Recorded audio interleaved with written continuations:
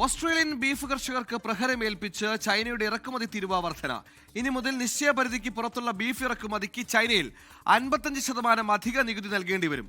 ചൈനയുടെ ആഭ്യന്തര ഉപയോഗത്തിന്റെ 8% ഓസ്ട്രേലിയയിൽ നിന്നാണ് ഇറക്കുമതി ചെയ്യുന്നത്.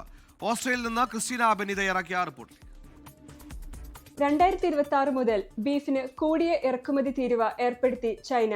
ബീഫ് ഇറക്കുമതിക്ക് ചൈന പുതിയ പരിധി നിശ്ചയിച്ചതുമൂലം ഓസ്ട്രേലിയൻ ബീഫ് കർഷകർക്ക് വർഷത്തിൽ കുറഞ്ഞത് $1 ബില്യൺ നഷ്ടമാണ് കണക്കാക്കുന്നത്. അമേരിക്ക വൻതോതിൽ കുറഞ്ഞ വിലയിൽ ഗുണമേന്മയുള്ള ബീഫ് ചൈനയിൽ ഇറക്കുമതി ചെയ്തതിനെ തുടർന്ന് ചൈനയിലെ ആഭ്യന്തര ബീഫ് കർഷകർക്ക് വൻ തിരിച്ചടി നേരിട്ടിരുന്നു. പ്രതിസന്ധിയിലായ ചൈനയിലെ ആഭ്യന്തര ബീഫ് വിപണിയെ കരകയറ്റുന്നതിനായാണ് പുതിയ തീരുവ ഏർപ്പെടുത്തിയിരിക്കുന്നത്.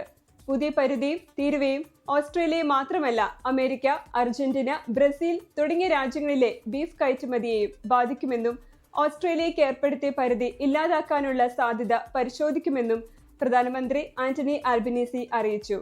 ചൈന തീരുവ കൂട്ടിയത് മറ്റ് രാജ്യങ്ങളിലേക്കുള്ള ബീഫ് കയറ്റുമതിയെ പ്രോത്സാഹിപ്പിക്കുമെന്നും പ്രധാനമന്ത്രി കൂട്ടിച്ചേർത്തു.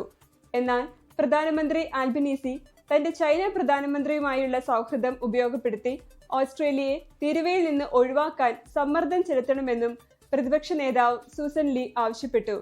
അതേസമയം ചൈനയുടെ ഈ പ്രവൃത്തി മൂലം ഓസ്ട്രേലിയയിലെ ആഭ്യന്തര വിപണിയിലെ ബീഫിന്റെ വില കുറയുമെന്ന പ്രതീക്ഷയിലാണ് ഉപഭോക്താക്കൾ. ഓസ്ട്രേലിയയിൽ നിന്നും 24-ന് വേണ്ടി ക്രിസ്റ്റീന ബെന്നി. ലോകത്തെവിടെയായാലും ഏത് സമയത്തും 24 വാർത്തകളും ഓഗ്മെന്റഡ് റിയാലിറ്റി പാക്കേജുകളും എക്സ്പ്ലെയിനറുകളും വിശദമായി കാണാൻ ഞങ്ങളുടെ യൂട്യൂബ് ചാനൽ നിങ്ങൾക്ക് സബ്സ്ക്രൈബ് ചെയ്യാം.